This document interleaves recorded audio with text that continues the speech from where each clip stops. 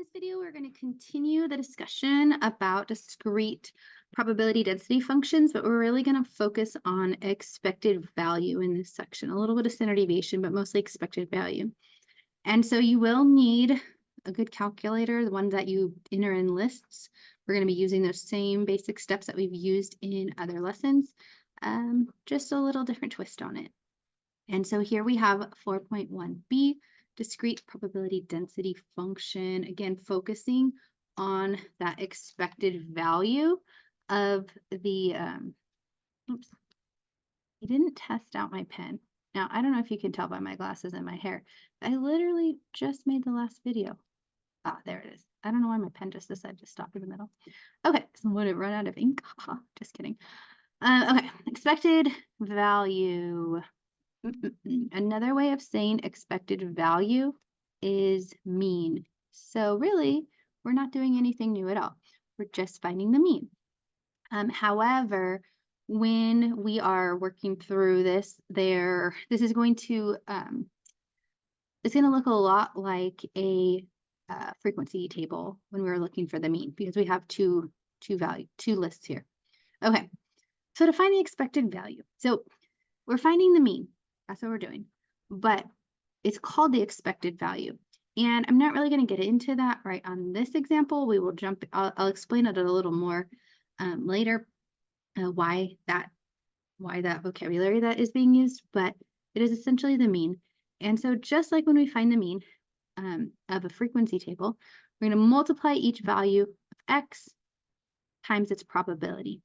And I'm just going to do it very basically to start off. I'm not going to do this whole problem by hand, but I just want to show you what we're doing and why, so you can see why it's like a frequency table. So we're taking the 2 and we're multiplying it by the 1 over 36 to give us 2 over 36. And then we're taking the 3 and we're multiplying it by the 118 to give us 3 over 18. And the 4, you know what, I'll just write them all out because this is pretty quick multiplication since the numerators are almost entirely ones. 5 times 1 over 9th. And again, if you are not seeing where this comes from, you could just quickly type 5 times 1/9 in your calculator to get that 5/9. This one's a little trickier because it's 6 times 5 over 36, which is 30 over 36. But as I do this multiplication, you can see that I don't care about reducing. 8 times 5 over 36 is 40 over 36. Because ultimately, I'm going to multiply everything, and then I'm going to add everything up. And that is going to give us our mean. Then I can reduce. 9 times 1/9 is 1. 10 times 1/12 is 12. 11 times, 10 times 1/12 is 10/12. I wrote it right, I just said it wrong. 11 times 1/18 is 11 over 18. And then 12 over 36 is the last one. And so then what we would do is we would add all these up. So it's very similar to the mean that we would normally do. The only difference is we don't need to divide by anything because you notice how they're all fractions. So the division's already taken care of. So that's the only thing of like traditional mean that we're not bringing over. But we're going to multiply just like we would with the frequency table and then add them all up. And this is going to give us the mean, which is denoted by the Greek letter mu. So you'll see that written up here. And the reason that is because this is the whole experiment. This is the whole discrete random or discrete probability density function. It's the whole thing. Remember, it always adds up to 1. The sum, oh, wrong pen. The sum of every probability individual will add up to 1. So 100%, one whole, the whole thing. So that's why it's using the population notation, the mu for the population. Okay, so we could add all these up, but faster than, because it took time to multiply and I already knew where this was going. So I multiplied it through pretty fast, but you might not have been multiplying it through very fast, or maybe you did on this one. And then on a future one, you're going to do it slower. So let's find a faster way in general. So we are going to put all of our x's in L1 in our calculator and all of our p of x's in L2 in our calculator. And that is really going to give us this probability, this frequency table feel to this problem. And so if you have any trouble entering lists, go back to an old video, enter in these lists, because we're going to be continuing to do this throughout the courses, entering in these lists. But in L1, I have 2, 3, 4, 5, 6, 7, 8, 9, 10, 11, and 12. And then when I go over to L2, I have two options. I mentioned this in the last video. You could enter these in as fractions or as slashes, like with the division key. It doesn't matter. If you enter it in as a fraction using the fraction button, so I type in 2/36, it will reduce it and give you the answer back as a fraction, just the reduced version. So I got 1/18. The second one, 3/18. Oh wait, I'm sorry, I'm typing in the wrong thing. I should be typing in 1/36, in which case it should not be reducing anything. So again, L1, I started off with 2, 3, 4, 5, and so forth, all the way up to 12. And now L2, I'm going to do 1/36, 1/18, 1/12. So nothing should reduce, ignore that. But my point was, when I type it in, if I type it in using the fraction button, my calculator will show it as a reduced fraction. If I type it in using the division button, like 1/12, I get 0.0833. I get it written as a decimal. It doesn't matter. Either way, your calculator knows, and you can go back and forth. I think a lot of people typically just enter it in as a with the division symbol for the fraction and then get decimals. It's fine either way. What's important is I'm on 7 right now, so 7 has to be next to 1/6. 8 has to be next to 5/36, and so forth down the road. If you skip something, you have to go back and insert it in the right spot. 10 has to be next to 1/12. I'm on 11, so 1/18, and finally 12, which is 1/36. So I have everything in L1, everything in L2. And now I'm going to just treat this like a frequency table. So as a reminder, because we haven't done this since chapter 2, we're going to hit stat, one variable stats, and then we want to make sure that you are using your frequency. Let me see if I can show you one here. Let me just make this bigger. I just don't have my camera plugged in because it's giving me issues recently. So let me just see if I can get it visible. Okay, useless. Thank you. Very helpful, unhelpful. I guess the lighting in my room is what I will blame. The lighting in this space that I'm at. Okay, so anyways, you should have on your calculator, after you type in one variable stats, it should say data. And next to data, you have highlighted L1. And then it should say frequency, FRQ.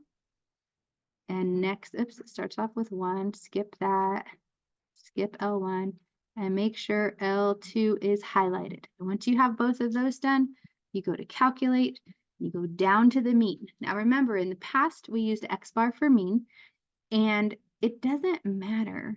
It will matter for standard deviation. It doesn't matter for mean if you use X bar or mu. So the answer here, we see on our calculator, it says X bar equals 7. So that means our mu is 7. That is our answer.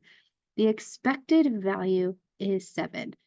If you roll this dice so many times, we would expect to be getting on average a 7. And if you think about what we talked about in the last video about which one had the highest probability, that makes sense that it's 7 because 7 is the most common. And then also, well, there's just other things that we don't really have to get that in depth of, but 7 is the average value that you're going to see here. And we'll have pictures of this later, so that'll also pop out as well. But the mean or the expected value is 7. Okay, I'm going to try this again. This one's a little different, and this one is a game. And so it says, we're going to spin a prize wheel, and it's split into 10 sections. And I'm just going to make a little chart as we go through the sentences to write out what we're getting. So we have our value. What does it say on the table? And then we have the probability of getting that value. So for example, it says there's 10 sections. 6 show a 0. So for $0, the chances of that happening are 6 out of 10. 6 out of the 10 wedges have a 0. 2 wedges, so 2 have a probability of $100. Oopsies. Hold on. I did it in the wrong column. $100. Woo! $100 has a probability of 2 wedges out of the total 10. 1 wedge shows $300. So $300 would be 1 out of the total 10 wedges. And then 1 wedge shows $800. So $800, the probability of rolling that is also 1 out of 10. Again, I didn't reduce it because this is not the final answer. And to me, it just wastes time. Unless you're really quick at reducing, it just wastes time to reduce it when we don't need to. It's also helpful here because now I can see if I add up all these fractions, 6 plus 2 plus 1 plus 1, that's 10 tenths. That's 1 whole. So this is a probability density function because it adds up to 1. Remember, 0 is allowed in the x column. Well, anything's allowed in the x column. It's the p of x column. You have anything from 0 to 1. Okay, so I want to find the mean. It says where x is the amount 1. So that is the expected value. What are we expecting to win? How much money? What value are we expecting to get if we play this game? And so it says find the mean of x. It's just reiterating, find the expected value, find the mean. It's the same thing. So we're going to use our calculator. We are going to put x in L1 and probability in L2. That's where our frequency goes. So going back to our tables, I'm going to clear everything. And my x column, my L1 column is going to be 0, 100, 300, and 800. Now, this particular example does not talk about any sort of buy-in. Do I have to pay money to play this game? It doesn't mention it. So I'm definitely going to spin this wheel. I don't even care what the expected value is. If it's free to play this game and I might win money, I'm definitely playing it. All right, so I have 6 tenths, 2 tenths, 1 tenth, and 1 tenth. And so again, I go to stat, one variable stats, just like we had before. We have the data in L1, the frequency in L2, and we calculate it. And I get from my calculator that x bar equals 130. Or so the mean, this is what it says in my calculator right here, is x bar equals 130. So the mean of x, mu, equals 130. There's no difference between x bar and mu. I'm just trying to get us used to writing mu because it tends to be after chapter 2, people tend to just only go to x bar. But once we get to chapter 6, you need to be comfortable with both notations. So since we're technically looking at population here with the probability of x equaling summing to 1, then we should technically be using mu. But it doesn't help when your calculator is sitting here telling us x bar. Again, it's the same. So just practicing. Okay. So then we also have the standard deviation of these formulas here. Now, just like the mean, we don't have to, what am I trying to say? Just like the mean, we're looking for the population. There we go. So remember, for these, we have mean is mu, which means our standard deviation is going to use sigma, because all of this with the sum of the probability functions equaling 1, that means we're talking about the population, and population always means mu for mean, and it always means sigma for standard deviation. This time it's going to matter because when you are using your calculator, you have to choose between S and sigma on your calculator. Hopefully this is not mind-blowing information because you remember it from chapter 2, but I just like to remind you. So it says a pair of Faraday's, well, let me just talk about the steps. It says find each deviation. That means subtract x minus the mean. Step 2 says to square everything. Step 3 says to multiply by the squares. And then step 4 says to take the add up all the figures. And then step 5 says take the square root. Okay, we're going to do this 2 ways. We're going to do this the terrible way and the less terrible way. So first of all, as a reminder from, I don't know, 3 minutes ago, not x is not 7. The expected value of x is 7. So that means mu is 7. That's from example 1. So this first part, x minus mu, x is 2. So we're doing 2 minus 7 and we're getting negative 5. 3 minus 7 and we're getting negative 4. And I'm not going to write them all out. I'll just write the answers. But 4 minus 7, 5 minus 7. I'm just taking this top x value. 6 minus 7, 7 minus 7, 8 minus 7, 9 minus 7, 10 minus 7, 11 minus 7, and 12 minus 7. So you'll notice that we talked before about the symmetry that's happening here. The 2 and the 12 has the smallest probability, and the 7 has the largest, and then we have that similar pattern going as you go out from the 7 to the ends. So we see that here, the 5s repeat, the 4s repeat, the 3s, the 2s, and so forth. Step 2, square those values. So square, I'm going to start with the positive because everyone gets the positives, right? We have 25, 16, 9, 4, 1, 0. And then we move on to the negatives. And sometimes people are like, my calculator is my security blanket. I do everything on my calculator, even if I already know the answer. That's fine. Some people are like, I only do negatives on my calculator because negatives are harder. That's fine. Wherever you are, it doesn't matter as long as your calculator is giving you the right answer. So what I want to point out, I'm just going to do 2 because that's usually where people start making mistakes. They start over here. And what happens is they get negative 25 here and the answer is positive 25. And their argument is, but my calculator said it was negative 25. Well, you asked the wrong question, the calculator is going to give you the wrong answer. So this is what I mean. If you type in negative 5 squared into your calculator is going to say that is negative 25 because it's doing order of operations, and order of operations has the exponents coming first, which is 25, and then the negative coming second. What you really are asking it is what is negative 5 times negative 5? And the way we do that is with parentheses.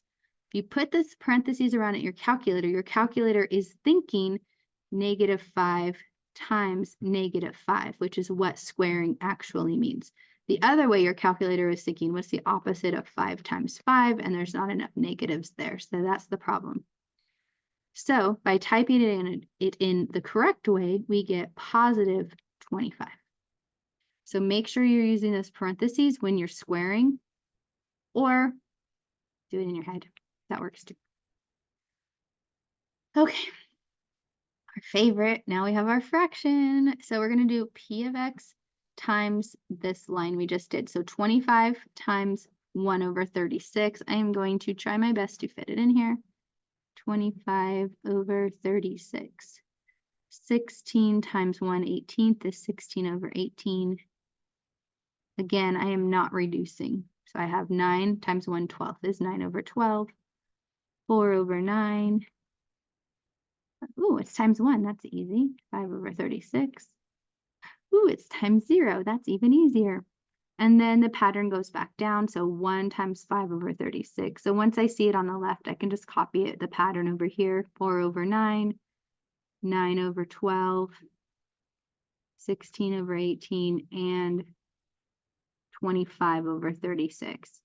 I'm going through some of this kind of fast just because the numerators are 1. So I was able to multiply it in my head without using my calculator. But if at any point I'm going too fast, pause it, rewind it, whatever you need to do to make sure you understand where those numbers come from. Okay, we are on step 4, add up all of the products.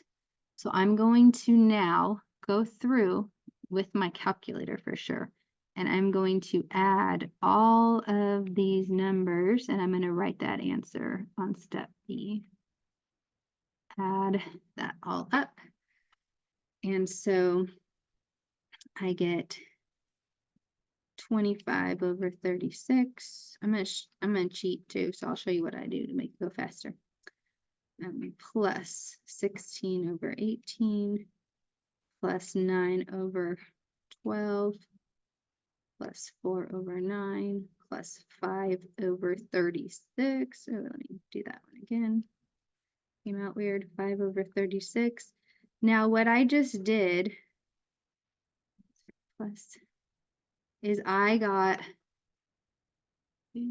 highlight in pink. I just added up all of these numbers right here. Well, it's the same over here. These are all the same numbers. So once I get this added up, I just do times 2 and it repeats itself. It just works out for this problem because of that symmetry. And it just makes it go faster so I don't have to type as much. And so my calculator is telling me 35, oops, clicking stuff with my arm, 35 over 6. So adding up all those squares, that is our variance. We talked about variance occasionally. We talked about it in chapter 2. Variance is sigma squared. It is 35 over 6. It's not the answer, but it's the answer to the question in part B. Okay. Again, if you type this all in as division, there's the button right there, right next to my 3, that little wiggle button will get it from a decimal into a fraction to get 35 over 6. It'll just help us get like the most accurate answer.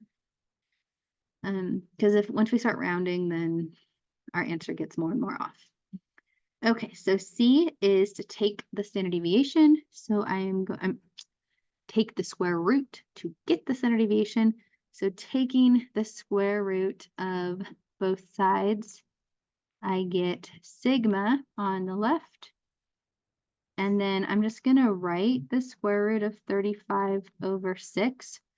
But I'm going to find that answer. So when I type it into my calculator, hitting the square root button, and then 35 over 6, make sure if you put the square root button first, it looks like this, and it gives you that blank space. And then if you go to that blank space and you hit the fraction button, it extends this down. And it makes sure you have the fraction of the whole thing. What you don't want is you don't want to have, I say the fraction of the whole thing, you will have the square root of the whole thing. You don't want to have the square root on top only and then not on the bottom. That's a problem. So you want the square root over the whole thing. So I plug that in to my calculator. I'm going to round to the nearest 10th, I guess. Actually, I'm going to round to the nearest 100th just in case we need to look for a difference on our calculator. And I get 2.42. 2.41522. Okay. Now, we already have all of this. Dang it. I erased everything from question 1. That was all there in my calculator. I should have done question 2 last. Oh, well. Fun times. We're going to do this on the calculator the fast way this time. So I guess we have to re-enter everything. If you didn't do question 2 with me and you still have this dice data in your calculator, cool. You can fast forward to the end because that's the last thing we're going to do. But I need to retype it. So I have 2. This is my L1, just as a reminder, L1, L2. 2, 3, 4, 5, 6, 7, 8, 9, 10, 11, 12.